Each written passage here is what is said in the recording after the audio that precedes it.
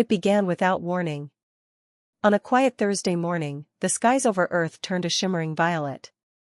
Thousands, no, millions, of strange black orbs appeared in the upper atmosphere. They weren't detected by satellites until they were already present, as if they had simply appeared out of nowhere. At first, people thought it was an astronomical anomaly. Something beautiful, even divine. Phones recorded the lights. Social media exploded. The orbs didn't move. They hovered. Waiting. Watching. By the time global defense organizations responded, it was too late. Washington, D.C. scrambled jets. The UK issued a nuclear alert. China fired a missile that never reached its target. Instead, the orbit targeted absorbed the impact like a drop of rain disappearing into a sponge. 3 hours after the initial appearance, they moved. One by one, the orbs descended over major population centers: New York, London, Tokyo, Johannesburg, Sao Paulo, and others.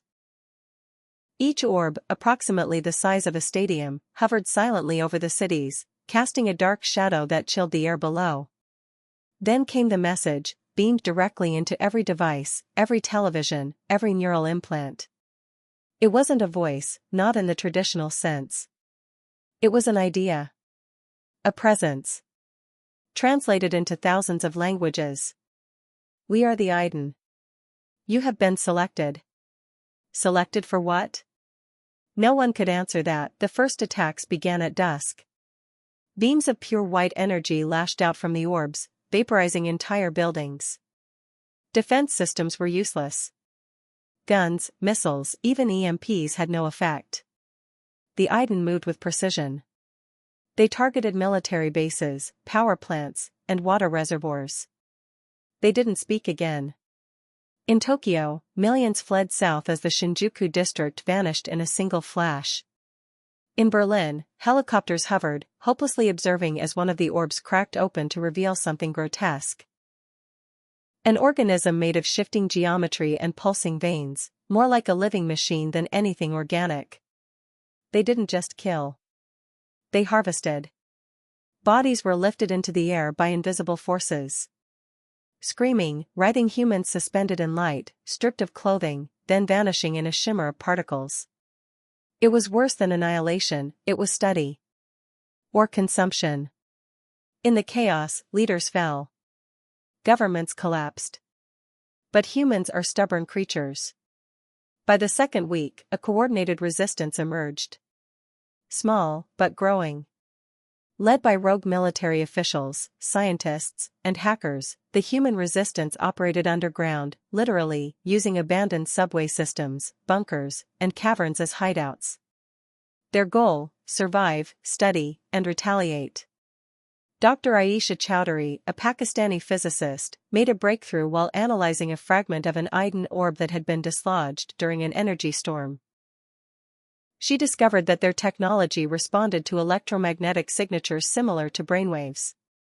They're not machines, she said. They're a hive. A consciousness. The Iden were not piloted. They were the craft. A singular entity split across millions of bodies, feeding on sentient life for reasons unknown. Resistance forces began experimenting with feedback loops. Sound, light, frequencies. They hoped to disrupt the Iden's collective awareness.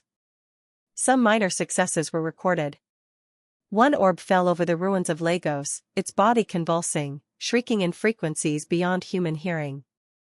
But the retaliation was brutal. The third month became known as the burn. The Iden initiated atmospheric purging. Fire swept across continents. Chemicals rained from clouds that were once blue. The Amazon forest collapsed in flames. Africa's deserts glowed green under sickly alien suns. Earth's rotation began to slow slightly, possibly a side effect of gravitational manipulation from the Iden crafts. Billions died. Yet underground, the resistance grew. In a Colorado bunker, a boy named Eli hacked into a local Iden signal. He was 12 years old, a former gaming prodigy. His seizure-like visions led scientists to believe that the Iden were not only listening, but reacting to human thoughts. Somehow, telepathic. They can hear us, Eli whispered. But they're confused. We don't make sense to them. That gave the resistance an idea. Using a hybrid of human EEG tech and Iden signal fragments, Dr. Chowdhury and her team built a crude psychic transmitter, the pulse. They sent a signal, not of words, but of emotion. Pain. Joy. Love. Rage. Memories of birth and death. Music. Laughter. Mourning. It was dangerous. Reckless. It worked. Across the globe, the Iden orbs faltered. Some hovered still. Others collapsed.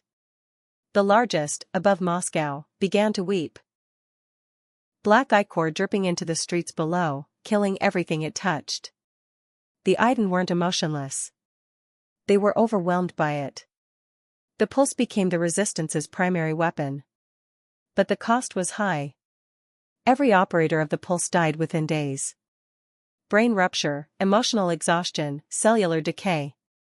Some believed the Iden retaliated directly, psychically. In the chaos, not all humans remained loyal to their own. A faction emerged calling themselves the Concord. They believed resistance was futile, that humanity should submit to the Iden, become part of the hive, survive in a new form. The Concord developed neural implants that allowed limited communication with the Iden, becoming proxies, partly human, partly alien. They served as translators, negotiators, and, eventually, enforcers. Skirmishes between resistance and Concord grew bloody. Old alliances shattered. Civil war beneath an alien sky. Worse, the Concord revealed a terrifying truth: Earth wasn't the first. Nor the 100th. The Iden had harvested thousands of worlds. Their goal wasn't extermination, it was consolidation. A cosmic archive of intelligence, consciousness, and experience. Every being they absorbed added to their vast, unknowable mind. And they had no intention of stopping. Eli's connection to the Iden deepened. He began dreaming in alien geometry, non-Euclidean shapes, impossible physics. He began to see the Iden's memories. They were not born. They had always existed. A race so ancient they predated stars, evolving from the vacuum of deep space itself. They once had form, but discarded it. They feared extinction, not of body, but of thought. That fear had become their purpose: absorb, preserve, continue.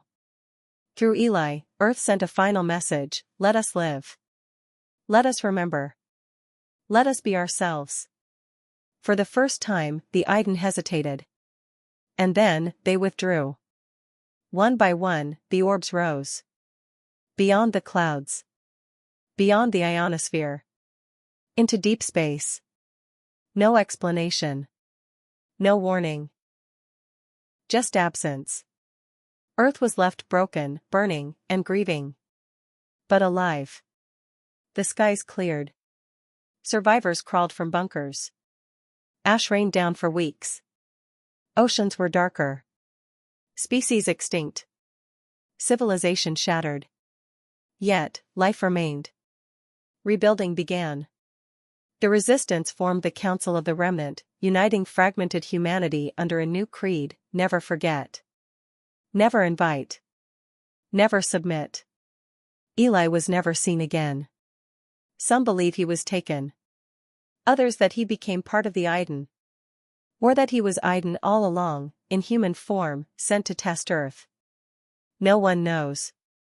But sometimes, when storms roll across the ruined cities, people say they hear a sound, like a whisper. Not in words. But in memory. The Iden are still out there. Watching. Waiting. Listening.